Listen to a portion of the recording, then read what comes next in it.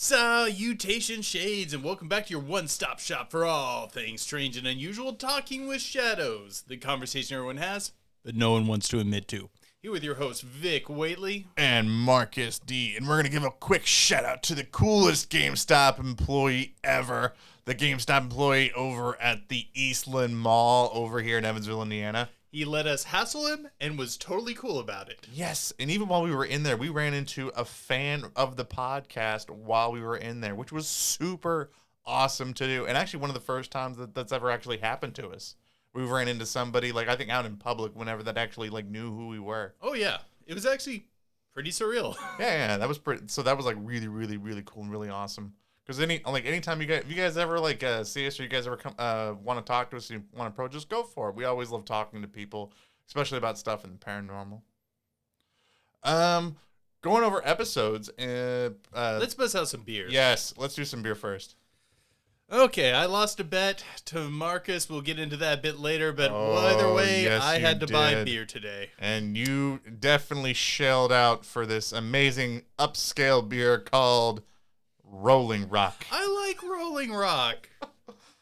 And people say that's like a cheap beer, but if the angry video game nerd drinks it, it has to be cool. It's just straight green glass with a white seal that just says Rolling Rock on it. What? It's good. Okay, you guys let us know what you think about Rolling Rock. I think it's a good beer. Ugh. I'm gonna try this. You know what that tastes like? What? Victory. Yep. I actually tried to get us Killians, but they didn't have Killians. I didn't go to the normal liquor store. I went to that really shady one up the street. You didn't go to the nice liquor store? No, I went to the shady one. You bought shady alcohol from a shady liquor store after losing a bet to me? Do you notice the worst part? Figures. I really thought, yeah, it's a shady liquor store. It'll probably be a little cheaper. No. Way more expensive. Way more expensive than a normal liquor store. 2 bottles of wine and freaking a 6-pack of Rolling Rock was like $40. Doesn't make you buy better alcohol for this. This doesn't count this doesn't count. You're going to buy the next alcohol too to make up for this. Who always buys the alcohol? It's not about that. It is the principle of the matter. Like I don't think you've bought alcohol for the show since like episode 8. That's okay. You bring the alcohol. I bring my wonderful personality. Okay, that's what I bring to this every episode. Okay. I feel like I'm losing in this deal. No, you are not losing in this deal. I'm surely gotten more. My God, you're definitely a shill. What are you calling me off for that I'm not buying it? Fine. After the next round of alcohol, I'll buy the alcohol for this time. That's what I'll do.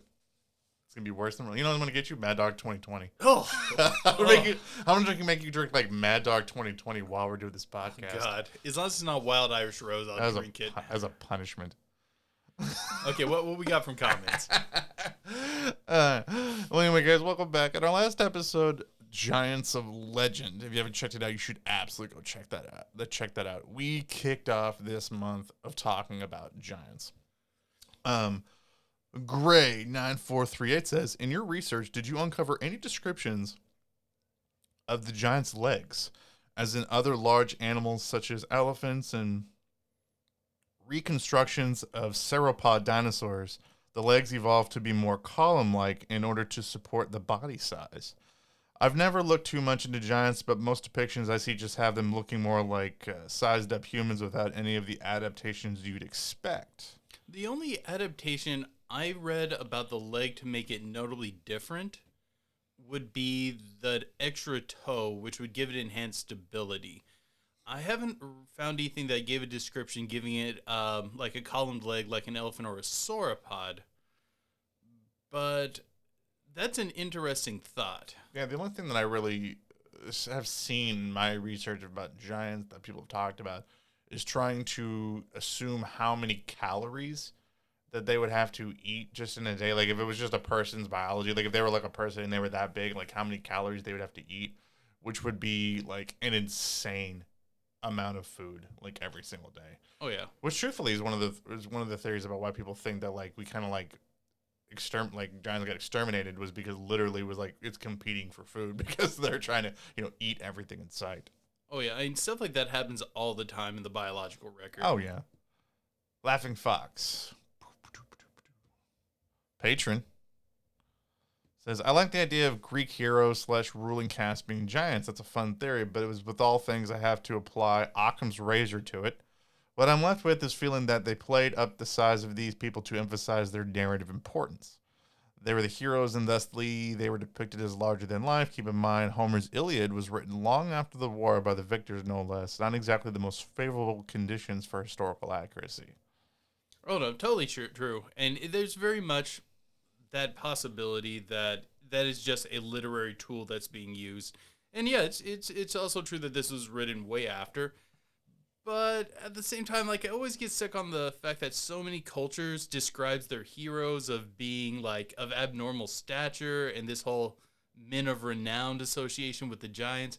It's just something that, although I'm not 100% sure on it myself, I would have been remiss if I didn't bring it up. Hmm. I like this.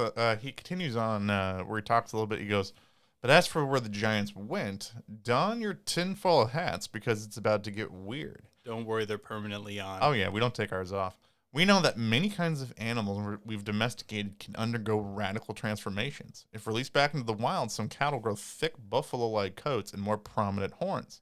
Most notably, pigs will revert back to their form reminiscent of the wild boar, growing thick shielding, long hair, big tusks, and a world-class nasty temper. What if something similar happened to the giants that remained and never joined human society? They went into the woods, went feral, and the pressure from human giant slayers. Wait. Are we talking Bigfoot? Yeah, that's where we ended up going. Like, essentially caused them to become only the smallest of them to survive and pass on. So they become Bigfoot. I mean, that's really fascinating.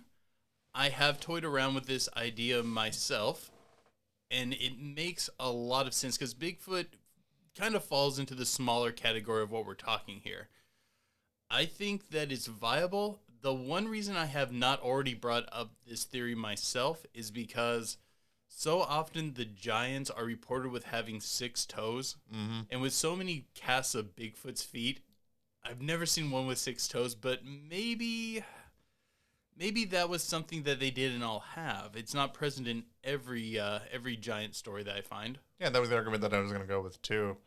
That I think that the true, and also true that they had like 2 rows of teeth was like another thing too that they tended to have too as well. Which we don't know. Bigfoot might have 2 rows of teeth, and I think would make sense. No, but I know, but there have been accounts of people seeing Bigfoot's mouth, and they don't necessarily like account them of having 2 rows of teeth. Yeah, but I think it would be hard to tell if something has 2 rows of teeth unless it's like opening its mouth and showing you. Which we've had instances of Bigfoots doing before whenever they've been yelling at people. I'm just saying. I'm just throwing it out there. I like the theory. I just don't know if I just don't know if I can get behind. Just one thing to throw in there: if Bigfoot's yelling and screaming at you, are you really counting the rows of teeth? I think you would notice if something opened its mouth because most people tend to report that they have like sharp fangs and things like that, or they have bad breath. There's other accounts too, and I'm pretty sure that again we're trained to notice abnormal. So if this thing like opened its mouth while it's yelling and screaming, we'd be able to see if there was 2 rows of teeth. I still think that's a detail someone might miss. No, people talk about things having fangs all the time. I don't think people would miss. Again, because that's not the normal that we would see. That's why people notice it. Sure. You don't give people enough credit. Which is the reason why that you bought the alcohol for today. But anyway, that's not my business yet. Creepy California super duper fan said, I've been trying to find more info on giants on the West Coast, but a lot of stories from natives I've heard are a mix of actual giants and wild men. Like some of the stories say these giants are Bigfoot looking wild men, and others say that giants and wild men are 2 different types of creatures. I think people try to lump both of those kind of in together. I think that, I think that stories of wildmen probably are not necessarily giants. I think that they're probably, again, either stories probably of either Bigfoot or, again, just possibly other things like we've seen in the Bigfoot narrative, where people essentially say that about like indigenous people that live outside of society and stuff. So, Marcus, do you happen to be related to a guy named Matthew Burwell from the Real Life Friends podcast? Because you guys sound uncannily similar in taste and voice, like it's just too uncanny. Yes, No. we're the same person. No. I'm the same person. No, we're not. I'm actually not related to that person. What podcast is it? Real Life Friends. Huh. I've never checked out that podcast. I'm gonna have to check that out. No, but it's weird. I get that all the time though. Like I used to get that at the hospital all the time, that I looked familiar, and I just have one of those faces that people just say that I look like so and so. Who's that rapper everyone thought I was? Dude, you honestly look like Post Malone. Post Malone. Pre-tattoos. Like, if you guys really want a picture of what Vic looks like, he is straight up, like, clean-cut Post Malone. Yeah, we would have people come in all the time, and they'd be like, are you Post Malone? And I'd be like, are you related to him? Like, I don't even know who this is. Mary Grace says, well, now that's a friend for you. Give you a drink that could kill you. Interesting video, guys. Looking forward to the next one. Thank you, Mary. I agree. For anybody that didn't catch what she's talking about, that's when Vic tried to give me strawberry alcohol that I'm allergic to. You know, today I kind of want to poison you. My friend of 16 years that I forgot about it, but thank you for reminding me, Mary. I appreciate that so much. Jerk. Next time it won't be accidental. Try to kill me with strawberry alcohol, then you buy me subpar alcohol for this podcast. Dude, Rolling Rock's good. Okay. I got a bottle of wine I can go get. No. I'm going to accept this alcohol with humility and grace. But definitely not dignity. Beyond that, why you got to crap all over Rolling Rock? Well, you got to crap all over Rolling Rock. It's a good beer. It's generic. It's extra pale. Mm-hmm. It's like if someone just tried to take a knee while making alcohol. No risks. It just is what it is. You know, I like Rolling Rock. Boo. All right. So we're going to move on, and we're going to get into today's episode. Now, for this episode, guys, we're going to talk a little bit. I would say this is a continuation of our last episode, in which we kind of talked about that there's all these stories of people all over the world that are allegedly finding evidence of giants, like giant bones, giant graves, and things like that. But then a lot of these stories end with, and then someone shows up and then takes them away, and they're never seen of again. They're never seen from again. And this begs the question, because I've been asking it like all the time, like we see so many stories of all these giant bones. Where do they end up? Well, supposedly, the running current theory in the narrative says that most of these giant bones end up at the Smithsonian. Or at least in North America. No, I've even heard stories of them from outside of that ending up in there too. But there's some other groups working at least in Europe. Boo. And then the Smithsonian has been hoarding onto these bones, or even some people speculate destroying evidence of giants' bones, which has kind of led to what they call it as Smithsonian Gate. I have never heard the term Smithsonian Gate, but that does fit. You've never heard Smithsonian Gate? No, I the book I just read had like several chapters just on this, but I don't remember him ever using the term Smithsonian Gate. I think a couple. Well, people like in the field. I like it though. No, people in the field, like anytime that there's a conspiracy, they always want to throw the word gate at the end of it, like like the Watergate conspiracy, like the Watergate story and all that. So like anytime that there's something going on, they always just throw like a gate at the end of it, like Pizzagate. Yeah, I just got done reading The Ancient Giants Who Ruled America, and it's by Richard Dewhurst, and it was a pretty fascinating look into it. Like I said last episode, I had kind of a rough time getting information. I picked some bad books. This book was the book I should have been reading. This guy goes over a ton, and I mean ton, of accounts from newspapers of like people just digging up these giant bones on accident. And I was astonished by the number. Like, so many were given there were ones from my little backwater county of Jennings County found. And I'm like, wow, that's pretty crazy. Yeah, like I've seen photographs and stuff of people when they post them up, like where a lot of giant bones are actually found, and like a striking large number of them are found in the Midwest, like in Indiana, Ohio, Kentucky, in that particular area. And a few of the articles even mention the Smithsonian coming in as well. Mm-hmm. So the Smithsonian seems to show up after it at least makes local headlines, and then they just kind of snatch them up. They usually try to acquire it through just donation, and it failing that, then they try to buy them, like just purchase them for the Smithsonian. And there are tons of places where like they're even told, oh, hey, this is going to change our fossil rate. This is going to be a huge deal. You're going to be hearing all about this. And then guess what? They hear nothing about this. Mm-hmm. There are even people who've managed to hold on to the object transfer numbers that were sent for the bones. Because when you're dealing with museums, they have very strict protocols on when they take in an object. And certain numbers have to be assigned to them and stored under them, mainly because early museums did a really bad job and just lost things literally all the time. Well, to be fair, the Smithsonian has like over 100 million pieces in it. Like I think about now, I think they have over 150 million individual pieces that they've had to document. And I'm sure all of them have been assigned a tracking number. Dude, can you imagine the data entry? Oh yeah. There are people where this is their life. Oh my God, that would have to just suck. But there have been people who've held on to the numbers and then tried to find out exactly what happened to the bones they donated because they had never heard anything about it. Oddly enough, the Smithsonian has reported, yes, we do have that item. It is not on display and we cannot currently locate it or tell you where it is. To be fair, though, again, when you have over 150 million pieces, which I imagine even so, too, that, like, they have to loan out pieces, I would imagine, as well, for scientific research. But they're clearly not just losing, coincidentally, all the giant bones. This would be like losing the Rosetta Stone. Depends upon how much value that they put in a lot of these.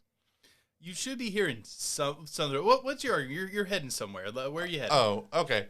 So the point of like where I'm getting at is, you know, for this, I tried to go down the skeptical rabbit hole for this because I knew that you were really diving into that book, and I knew that's kind of like where this conversation was going. Because one of the people that really led to propagate this story is, and I don't know if this guy in your book that you read, he did that, but a lot of like real evangelical Christians will say that the reason about why the Smithsonian is hiding all of this is because that they're trying to cover. Oh God, what is it? No, they're trying to keep the truth of the Bible under wraps and suppress it. That way they can prop up their theory. They use air quotes. I'm not, but like of evolution. First, I guess maybe a little towards the end he goes into that route a bit, but not a lot. He doesn't seem to be one of the heavy evangelicals going into it.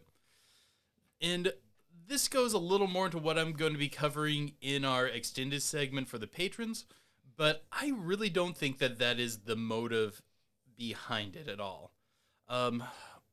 Personally, I don't even think the Smithsonian is the organization that's doing it. I think there's a organization that's utilizing the Smithsonian as a tool. Well, a lot of people don't realize that the Smithsonian, even though it's got like a .edu to like its website, like it's actually like ran by the government. Like there's actually like law that says you are not allowed to sue the Smithsonian without Congress's approval. Like it has to get approved for you to even file a lawsuit against them. That like that there's a lot of government control over the Smithsonian. But I don't think the Smithsonian is specifically the group that's trying to hoard these bones. I think that they are a tool being utilized because everyone knows what the Smithsonian is. You can drive up to pretty much anybody and be like, hey, have you ever heard of the Smithsonian? They're going to be like, of course I've heard of the Smithsonian. And it's America. Everyone knows basically what this is. Yeah, like I would be surprised that like honestly that they would. It's kind of like if the government was really doing this, why would they say why would they be honest where they're from? Yeah, and also, let's say you didn't know anything about the Smithsonian Gate thing. Say you are digging. What would you be digging for? You're digging for treasure in your backyard because you're dumb enough to think there's treasure in your backyard. Because I don't know. Dude, I hide real gold in my backyard. I know you do. I do. That's my retirement plan. So you're back there digging, and you unearth this big stone coffin with a giant skeleton in it. You do the responsible thing, report it to the media, and people are starting to draw attention. Then someone from the Smithsonian comes up to you and goes, "Oh, hey, this is an amazing find. This is going to change human history. Would you be willing to donate this to the Smithsonian Museum for the good of humanity?" I mean, it's a good argument. I mean, like, really, what are you going to do? But what would you respond? How would you respond to that? Truthfully, would I donate this to a museum? I don't know. I mean, maybe. I'd be okay with it. I mean, what am I going to do with the giant bone? But the thing is, like, for people who aren't familiar with the Smithsonian Gate, the rational thing to do is generally to either say, yes, I will donate this for the good of humanity, or actually, I want something back in return, which the Smithsonian is also willing to do. And just buy it from you. Yeah. I think it makes sense for people who have not heard of this whole Smithsonian Gate scandal thing to just do this. I think this is the rational path, and I think that's one of the reasons they're so successful. Well, there's this rumor going around that said like in early 2000 that said that like the Smithsonian actually was sued, and the Supreme Court said that they actually had to provide documents about some of these giant bones, and it gave evidence that they had like been disposing of them like in the ocean or something like that. And actually, that was found that's actually not true. That there's actually like no actual Supreme Court decision that they had to release this information saying that. That's actually a rumor that's going around. But I would doubt that they're destroying them. You know, but something weird that I found is like a big proponent of people that argue the Smithsonian Gate conspiracy are like evangelical Christians. Okay, and one of the things that I thought that was really, really odd is, you know, that there's creation museums all over the country, and in many of the stories, and I know like even in the book that you had, there are accounts where the person that found the bones didn't give them up. Yes. There is not one creation museum that has a single, even reported, giant bone on display. That doesn't surprise me at all, though. That super surprises me. Like even like the Shroud of Turin, man, like the Vatican that claims that they put that out there as saying that like this is evidence of Jesus Christ, that, but they didn't want it tested on. Like, you know, they were just resistant to have any tests. There's no even like just fakes that are out there. There's not one. I mean, jeez, we got the Ark not too far from us that we can go to, that you could take a tour of that, where they prop that up, and however you believe that or not. Like, that just surprised me that there's not even one bone, whether it's a real giant bone or it's a fake bone, that they just won't test for whatever reason of them just claiming that this is an actual giant bone. I think the powers that be have gotten pretty good at getting a hold of these. Because we like that discussion we had earlier, most people are going to take that path of, oh yeah, this makes sense for me to give this to the Smithsonian. On the other hand, there have been people who have said no.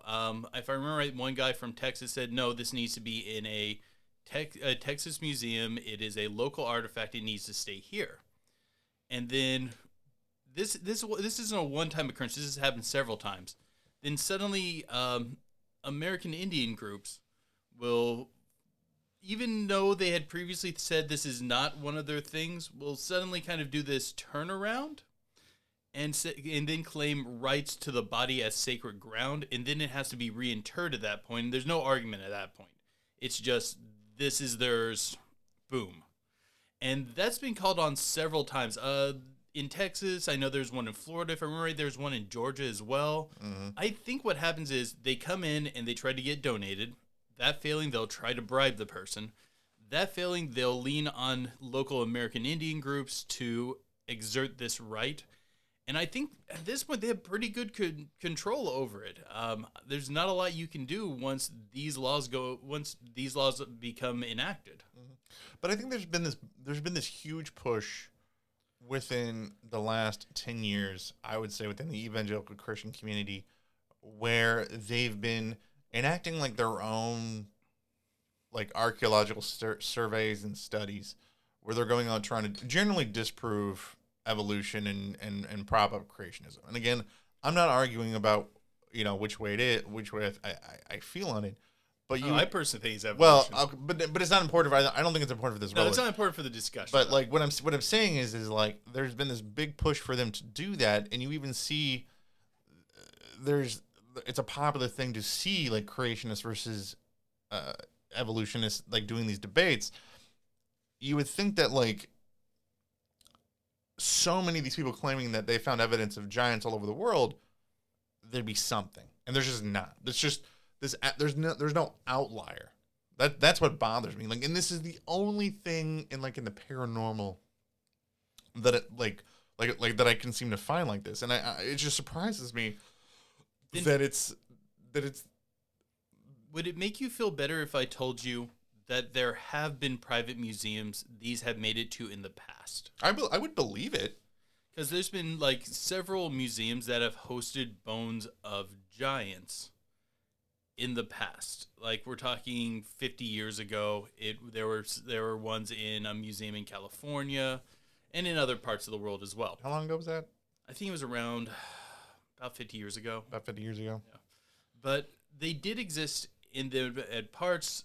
Over time, the collection just seems to disappear with no one being able to say what happened to the bones of giants. Mm-hmm. Like there's one, I didn't really prep this story because I didn't think we were going to be getting into. It was this amateur archaeologist in California who basically built this museum, and he had lots of giant bones on display, and he was really well known for bringing out one of the giant jaws and showing how it fit over his jaw. Right. And things like that. But then his collection after his death just kind of disappeared, and no one knows what happened to it. I only know this because it brings it up in the book because of another museum who had acquired part of the collection from there. Now the giant bones. The curator found a journal of his detailing the giant bones he found, where he found them and how big they were, things like that. And I thought that was pretty interesting. Mm-hmm. But the physical bones had been vanished by that point. And I say specifically they had been vanished as someone, I think, intentionally made them go away. Mm-hmm. I think the ones that were in these independent collections have been spirited away for the time being. So here's the reason why that I find that really, really weird. Because again, people claim that the Smithsonian or these other groups are trying to keep these things hidden and not found. Okay. Like, the Smithsonian is created in 1846. That's when the Smithsonian is first created. Prior to that, many United States politicians believed that like mounds in the United States were formed by giants. Like this was just a prevailing theory. Like this wasn't like this was that, oh, they don't exist. Like this was a legit theory that many people believe. Like Abraham Lincoln is on record of believing that giants legit walk the earth and whatnot. Why is it all of a sudden that there was this radical shift to hide them when generally the vast majority of people believed in these sorts of things? I wish I had a solid answer for you for that, because that's the question I've been asking myself. These people seem to be trying to suppress it, but I'm not totally sure why. Yeah, like there's just this big flip by like the 1850s, in which the giant bones stories seem to prop up, and then all of a sudden people say that they're disappearing. And again, it makes me wonder whether or not if the argument of, oh, that a lot of these are just legitimate hoaxes or just misidentified bones is more accurate. Because again, we're not talking about like the golden age of journalism back in 1980s, back in like the 1850s and whatnot. So like it makes me wonder about the necessity of there being this massive cover up in that time period. I mean, some of these I would almost guarantee are misidentified bones. But the skulls? No. I agree. The skulls would be very hard to misidentify. The skulls where I have I've not been able to reconcile that if I didn't believe in them. No, again, at the end of the day, I do believe in them. I do, but that's the one thing that I can't shake. Another thing that always struck me is so many of the newspaper articles talk about specifically the jawbone and how it can fit over a man's jawbone, which is an interesting consistency that I'm like, if they're making this up, I wouldn't expect to see this consistency here. Mm-hmm. But yeah, but I'm sure some of the ones that didn't include skulls were likely misidentified other bones, maybe even fossils. So if you don't think that it's the Smithsonian that's doing it, then who do you think would be these other groups that would be trying to that would be trying to take these sorts of things? Okay, when I was reading Giants of Sidonia, they talked a lot about they did talk about the Smithsonian snatching up some of the bones, but they were also talking about the church and the church wanting these bones disposed of. When they, instead of contact the media, they just kind of talked about it among locals. Usually the church would step in and insist the bones be immediately destroyed or brought to a specific location, and then they would just disappear. Now, when you say the church, are we talking like the Vatican? I'm talking about the capital C OG Big Papa Church. Yep. When I say the church, I mean the Catholic Church. Oh God, so they're always on it. I find that weird, man. I find that weird that like the church would be behind trying to hide these things when the Catholic Church has just as much belief in Nephilim and giants as Protestant churches. Oh, I think there's an ulterior motive. Well, just straight, other than just trying to suppress that they actually exist, other than just that. Like, I believe somewhere down in the Vatican catacombs, there's a ton of these giant skeletons on display. Yeah, but why would you need to hide that? Excuse me. Sorry, but that's the thing that I find odd is that. No, but I think it's because there's something about these bones we do not know. Because I think all the traditional explanations on why a group would try to hide these fail. And like I said, that's what I'm going over in the extended segment today. But I think they all fail.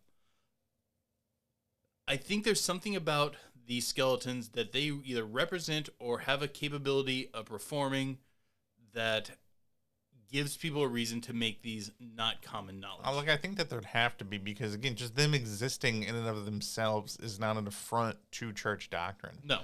This is not like if you found a giant that this all of a sudden would say, oh, it turns out Jesus was a woman. That would radically flip doctrine upside down. This, finding giants, they'd be like, oh, look, told you. No, because you think that they would benefit from this knowledge. Well, another thing too, but again, here's the issue that I have. Are you ready for another beer? No, I already stole one. Oh, okay. No, I'm gonna throw this out. I'm gonna throw this another thing at you.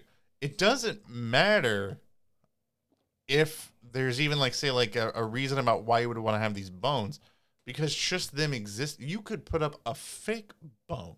It's not like you have to display the real bone.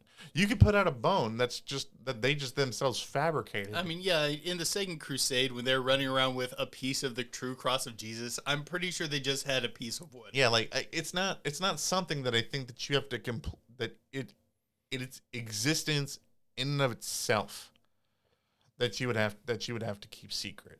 No. So to me, no matter what the motives are, it doesn't make sense about why you'd have to keep it just its sheer existence under wraps. Something else. Did you find any of the stories about the bones degrading under sunlight? It's kind of convenient. I know the story, but I know the stories you're talking about. I did some digging into this, and I did find something that could be interesting. A lot of the stories involve that under sunlight, the bones basically just deteriorate to dust. And that's not for all the bones. It's just for some reason that's that way apparently for some of the bones. And yes, if you're a liar, that's a very convenient excuse on why you don't have the bones. Yeah. But something else interesting is bones do effectively degrade to dust under sunlight, just not at a rapid succession. What happens is when you set the bone out, then usually this bone has been kept in darkness for quite some time and has become very dry. As the rays of the sun hit it, it causes, the electrons to start spinning and the bone begins to vibrate. Being in that dry, desiccated position, that vibration causes it to basically break down into dust over time. If it's something that's breaking down rapidly, like over the course of, let's say 8 hours in the sunlight, that would mean that this bone had something in it that maintained its integrity that has decayed out. Because normally you would expect some minor degradation due to the sunlight. That's apparently just a thing with bones. I had to talk to Ellie. Ellie knows a lot about taxidermy and stuff. And so you'd expect some degradation, but at this level, that would mean there's some key structural component that rotted away faster than the bones did. Y'all heard it here, folks. He's a witch! I was processing through that long spiel about what I'm gonna say, and I'm like, "That's too scientific here. Okay. He's a witch. Let me boil it down real quick. Warlock, witchcraft. I say, no. But I got a counter argument too. I was like, my grandfather once caught a leprechaun. Oh my god. Unfortunately, when he caught it, what happens when you catch a leprechaun? They burst just on human contact into rainbows and four-leaf clovers. But what I'm saying is this isn't straight nonsense. You could find a scientific reason. Like there's no scientific method that causes a biological being to burst into, what do you say, four-leaf clovers and what? And rainbows. And rainbows. There's no scientific process that causes that. Yeah, because it's a magical creature. But there is a scientific process that could explain why a bone would quickly break down to dust. Yes, this is doing it at a more rapid rate than one would normally anticipate. Mm-hmm. But the process still could, in theory, exist where there is nothing that turns a living protein creature into like four-leaf clovers and rainbows when caught. There's another reason too about why they would say that like the sun causes these bones to crumble under dust, because it's not like it's like out of the realm of possibility that like in many myths the sun, which is the representation of like God, the good and all that, causes these a very Roman viewpoint. Causes these evil things to crumble under dust. That's the reason about why that's the reason why vampires turn to dust in sunlight. That's the reason why werewolves turn under moonlight and not under sun and things like that, because these are creatures that are dark. Go back to Rome and worship your soul Invictus. Please, you were rambling that to me the other day at the Chinese restaurant. And again, I'm going to say the same thing, because the people that are finding these, in the Midwest, are very Germanic folk. Like, who settled Evansville? The Germans, okay? And this whole particular region, yes, European folk. So, yes, and the people that are finding it tend to be that way. So, yes, that would probably explain why that, they don't have them if there's a convenient reason why they disappeared. I don't know. Maybe that's the thing. And I'm not saying that this isn't just charlatans making up why they don't have a bone. I just want to point out it isn't just straight up nonsense. There is some scientific functions that could lend some credence to this. Okay. I also think there's just as much credence that people would say that, yeah, we don't have these because they burst into light. I don't think this is a common thing. I also don't know if giants that are 20 feet tall's bones would be so brittle for sunlight that they crumble to dust. It would be, okay, think about it like this.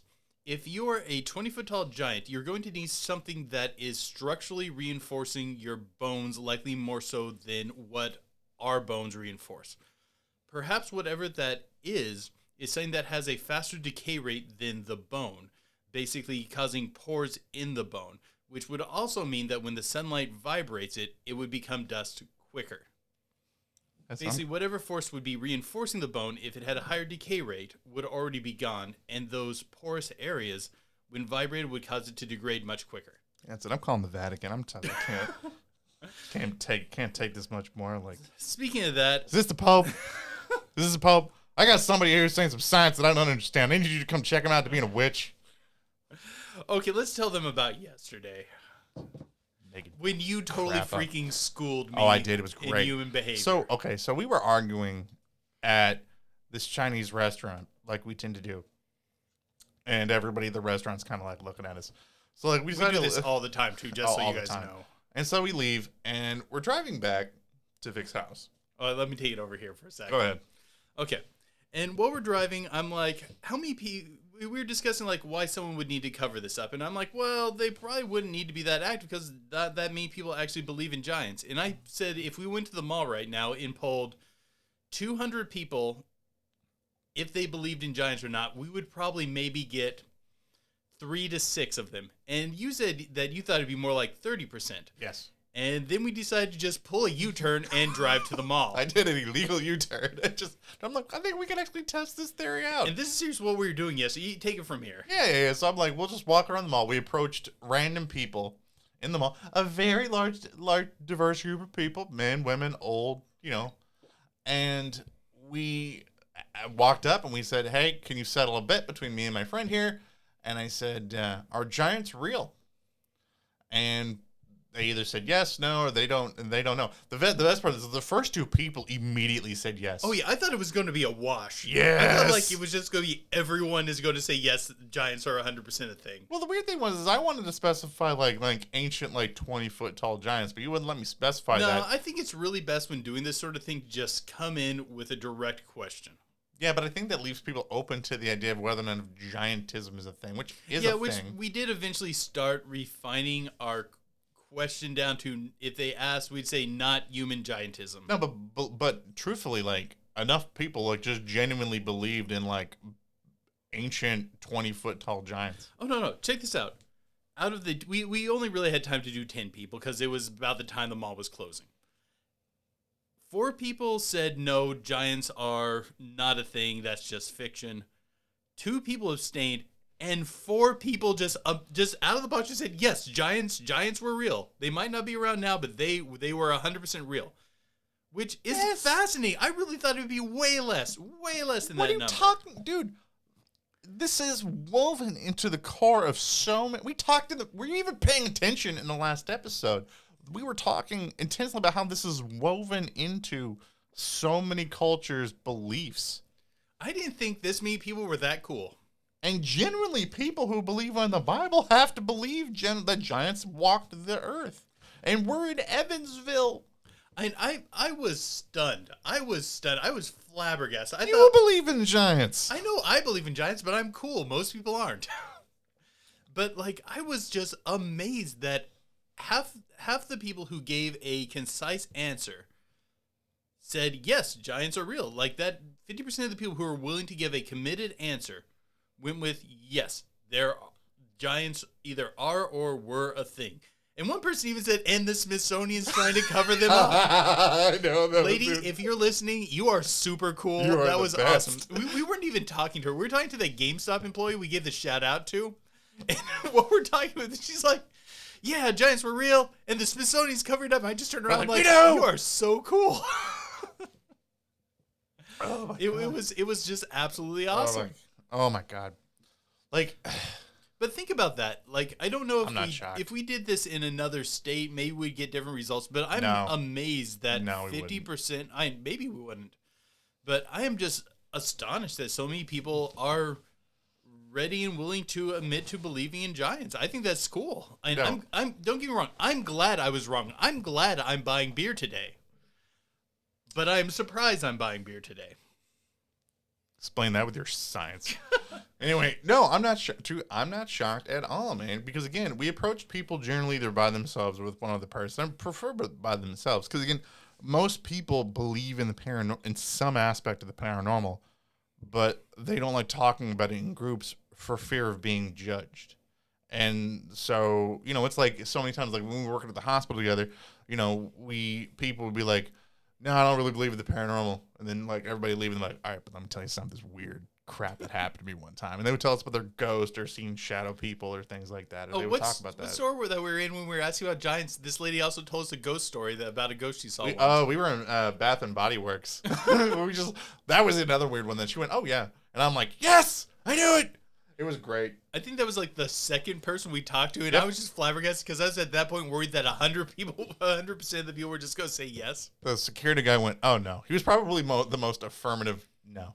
Oh yeah, no, he was just no, and I do not wish to talk about it further. I know. I really thought he was going to ask us to leave. And oddly enough, a lot of the people who said like no, giants aren't a thing, most of them were kind of like, no, I don't. Maybe. Yeah, no, giants aren't a thing. Like, they weren't real solid on it. I expected, like, everyone to just go, no, why are you asking me this? But think about this. This means, like, assuming that, I know we had an extremely small poll number. It could have been skewed. But let's assume for a moment it's not. Think about what that means. That 50% of the people that gave a affirmed answer, or not an affirmed answer, that gave a distinct yes or no answer, answered yes, giants are or were real. I think that's fascinating. That shows like a much higher willingness to believe in the paranormal or the strange or the unusual than normal. Okay, but look, and I'm going to give you a reason about why I think this is the case. I think this is the case because if you look how giants are typically portrayed in media right now, are they really portrayed with having 6 fingers, 6 toes, 2 rows of teeth? No. No. They're just big people. And I think at the end of the day, if that's the only weird stretch you got to make, I think most people are going to be like, yeah, maybe a 20-foot person could exist. Because really, that's the only real thing that you have to concede to, is someone could just grow to be that big. And I think I don't think that's that hard for people to. And that's another thing too. I don't care. I'm not wrapping this up. Why do you think that honestly that this description of giants has changed? I want to do that before we move on to the patron section. Like, I just realized that. Let me make sure I understand your question. Yeah. Why do I think that the description of giants has changed to just large individuals and losing some of these extra characteristics? Yeah. Oh, I think it's laziness. No. Let me double back. It's not laziness. It is, I think, primarily due to how people in fiction have portrayed giants, and going away from perhaps a more biblical description of them and utilizing them just as large humanoids. Yeah. I think like the people who did Skyrim, which had giants that were roughly in the size category that we would be talking about in the Giants this month, didn't portray them with extra fingers just because they weren't aware of the lore that they likely had extra fingers. Yeah, but again, certain things in myth still prevail. Like, it's not like stories of cyclopses or gorgons or dragons and things like that necessarily lost some of those defining characteristics like with giants have. The description of the gorgon has changed a lot over time. Well, it's still bizarre. Like, it's still just very human-esque. And it just loses some of these like finite traits. No, some depictions of the Gorgon were... No, I meant giants. I'm sorry, I meant giants. Oh, giants. I'm sorry. Giants, I would say, have held up mythologically about as well as everything else has. Like, that's a good question. I want people to comment below, why do you guys think that's happened? Why do you guys think that this description of giants has changed? Because when we did the Giant of Kandahar story, it kept the 6 hands, 2 rows of teeth. Which is very fascinating. I find that story to be more and more interesting over time. Do you remember what episode that's in? 8 or 9. If you guys are wanting more giant information, go back and watch that one again. Yeah, it's like the only modern one of them actually like walking around. I really wish we could bring you guys more modern giant accounts. I looked, man. There aren't a lot of them. I did. By the time in our next episode, we're gonna be bringing Ricky on, and I'm gonna dig deeper. If you guys know any modern stories, help us out on that and comment below. But I'm digging deeper. I'm digging today. I'm turning over some rocks, but I want you guys to comment below if you guys know of any particular stories, if you guys have heard any. And in the extended segment today, I'm going to be breaking down the motives behind people making giant bones disappear and giant mummies disappear. But is there anything else? Because before we go into that, is there anything else on the Smithsonian themselves? Like whether or not you think that they're actually behind guys. it? I don't think they're the people behind it. I think they're the transport guys. They have the foot in the door where they can make the rational statement to the common man that the common man would agree with. I think that they do it, they get it transported maybe to the Smithsonian, maybe to someplace else, and then the group that has the actual interest in it then picks it up from there and takes it from there. I don't think it's actually the Smithsonian doing any more than just being the people doing the transportation and using the name of the Smithsonian. At first, I really wanted to say that I don't think that the Smithsonian was involved. My very first initial theory was that this is similar to like when Men in Black claim they're from the Air Force. Like Men in Black claim show up. They're really government agents, probably for somebody else, but they just claim they're from the Air Force, and then they do their thing. Like with the Smithsonian, they show up. They're from the Smithsonian, and they take things. But the thing that really stuck out to me in all of this was that if you go on to the Smithsonian website, you would think that with how much people claim that they actually like stole giant bones, that they'd make some sort of post or something about how giants aren't real or things like that. There's just literally nothing from them that's public or that's out there that they push out saying that, no, this isn't really something that's the case, which is weird because we've seen this in the theory of Smithsonian Gate, been stories of, of TV shows where people have put these out where people accuse the Smithsonian of the government of taking it, and there's just not a response. And it's the only thing in the paranormal that I've ever seen something like that legit happen. And to me, it makes me that much more paranoid of just going like, you won't even acknowledge it that it's not a thing. So it just makes the hairs in the back of my neck just stand on edge. But let us know what you guys think below. Do you guys think the Smithsonian's behind it? Do you think it's somebody else? Let us know below. If you guys listen to this episode, we super appreciate it. If you liked it, leave a like, share, leave us a review. If you are listening to this podcast. Start a war with each other in the comment section. I hear that helps out a lot. Yeah, one of the best things that you can do actually too is comment below. It helps get our message out whenever you do that. But we hope that you guys enjoyed this episode. But until next time, guys, keep believing. Because we'll keep listening. Speaking of giant things, tomorrow we are going to be stepping up to tackling the biggest breakfast burrito in Evansville.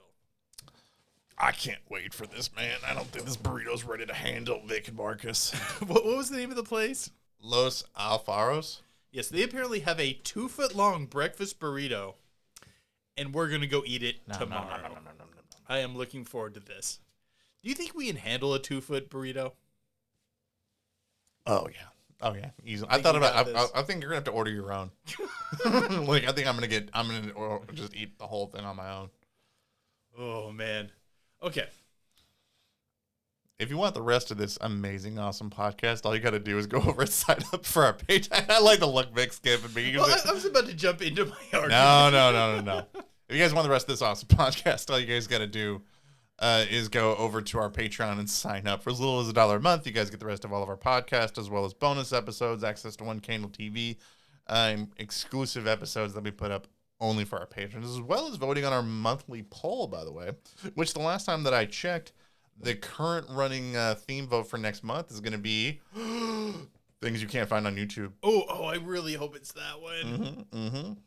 Time and space anomaly, as well as ghost towns, I do believe, are slowly right behind, as well as hairy humanoids. Be fairly okay with all of those. Oh yeah, they're all going to be good, no matter what we do. We're going to bring you guys some really awesome episodes. Yep, things you can't find on YouTube is currently winning.